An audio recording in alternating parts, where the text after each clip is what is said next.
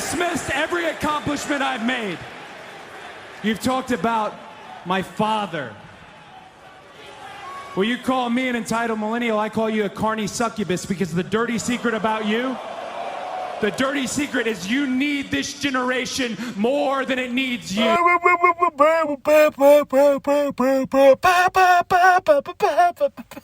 my goodness.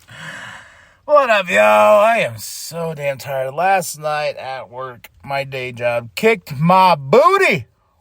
So a little late with this podcast, but I got to enjoy a show called SmackDown, March 28th, 2025. Joe and Wade on commentary. We're in London, in the UK. Big show, and I will say, I'm going to say this out the gate, because I love my wrestling. I wish this show wasn't 3 hours. There's a lot to stuff in 3 hours. It's like with Netflix, I like that it's like 2.5 hours. Enough of a show just to get your blood boiling. I don't know, that 2.5 mark, even when Raw was 2 hours, was fabulous because everything was boom, boom, boom, boom, boom. Oh my God, that was a great show. 3 hours is a long time. But that's funny to me because I can sit through Zack Snyder's Justice League cut, no problem. Yeah, a few pauses here and there. I can sit through Endgame a bazillion times. You know, I got these movies I can sit through. And everyone tells me, like, yeah, it's just a movie. And then you get it during the commercial break. And I'm just like, yeah, I know. I don't know why I'm complaining. Real world problems here. Well, we start the show off with Cody Rhodes, the captain, our quarterback, our champion. And here comes Randy, his buddy. And he tells him, like, hey, man, I'm so proud of you. Everything you've done, you know. And he tells him, yeah, you know, there's going to be a point when you beat John at WrestleMania, I could be coming for that title. I ain't going to kick you in the balls to tell you I'm coming for that title. I'm going to tell you to your face. And Cody's like, I will welcome that. And here comes Drew McIntyre, being Drew McIntyre. He's, you know, he called Damian Priest a Timu Undertaker. I was like, damn, bro. But this sets up a little scuffle, and it sets up a match for it's not even the main event. Later on in the show, sets up Drew and Randy. We get a WWE Tag Team Championship match. The Street Profits versus Pretty Deadly. Yes, boy! I love this match. This is good. This is a really good match. Back and forth tag team action. The Street Profits looking good with those championships, but the Street Profits retain, and nothing but love and respect for Pretty Deadly. I do really enjoy that team. I enjoy their characters and everything like that. And I enjoy the fact that the Street Profits, they got the smoke, and they ain't letting anybody else have it. Then next up, we have a backstage thing with Chelsea, Zelina, Kaden, and Katana, which leads into this match with Kaden, Katana versus Alba and Piper. And it was funny. I was like, with Kaden and Katana, I'm like, where the hell have you been?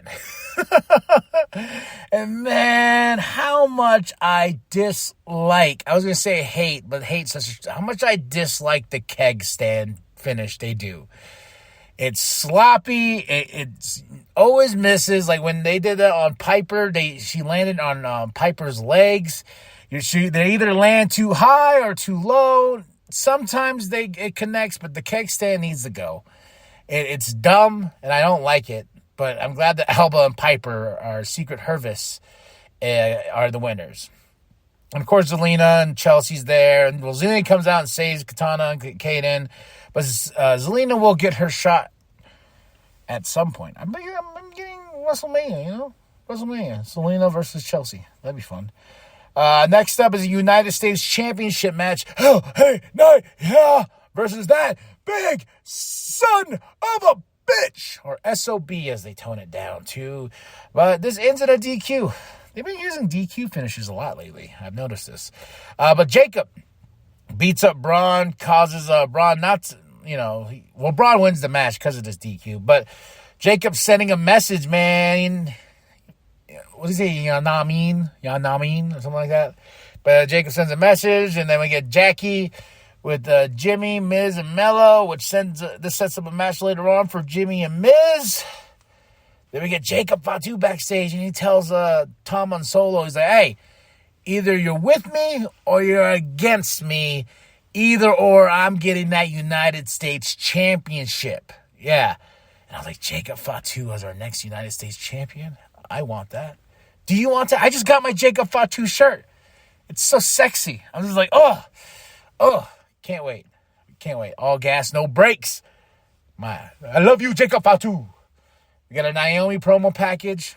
The reason why she's wearing caution tape is because she's telling Jade to proceed with caution. I like it. Kind of silly, but get a little Aleister Black tease. Ooh. And we got a Rey Fenix. He's official. He will be here next week. And I was like, woo! I'm excited about that. And I think next week they are in Chicago. So they're back in the States. Fun times there.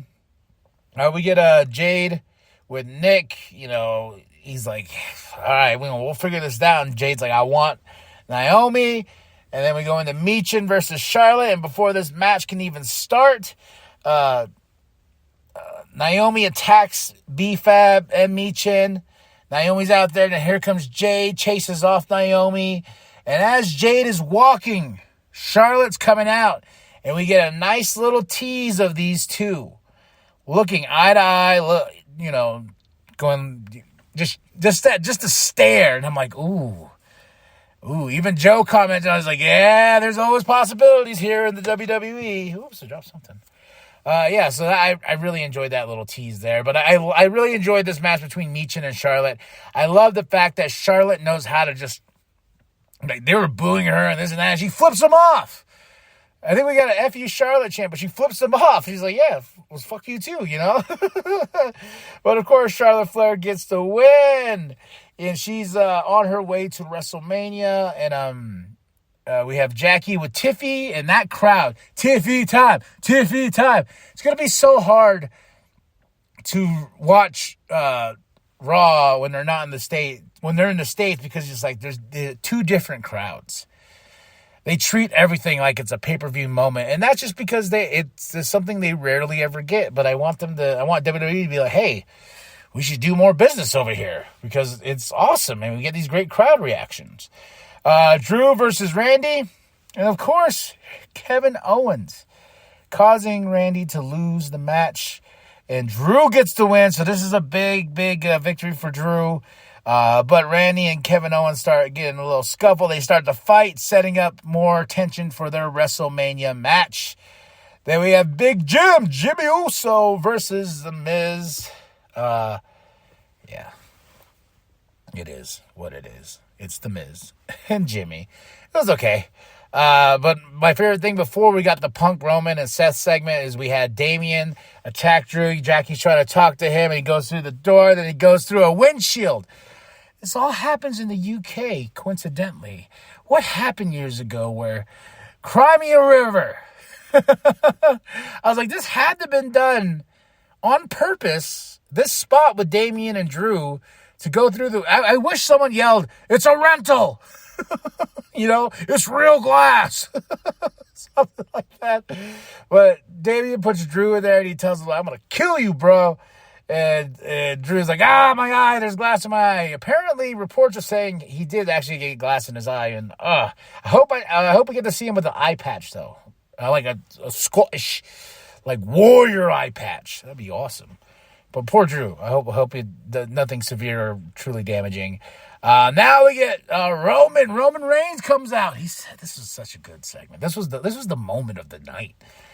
He goes out there. He's like, yeah, fucking Roman Reigns, man. And here comes Seth. And Seth's like telling him, yo, you should have let me finish CM Punk, but look at where we're at now. Then here comes Punk, and Punk is like, all right. And Paul gets up and tells him, like, this is going to main event night 1.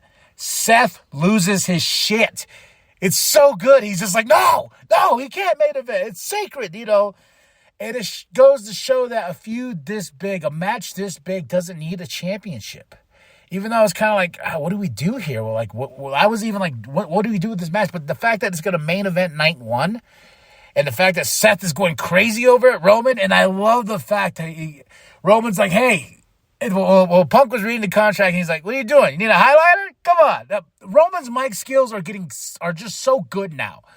I went back and listened to old Roman. It's like new Roman is a whole nother level, man. A whole nother level. But Paul tells him, like, this is your dream.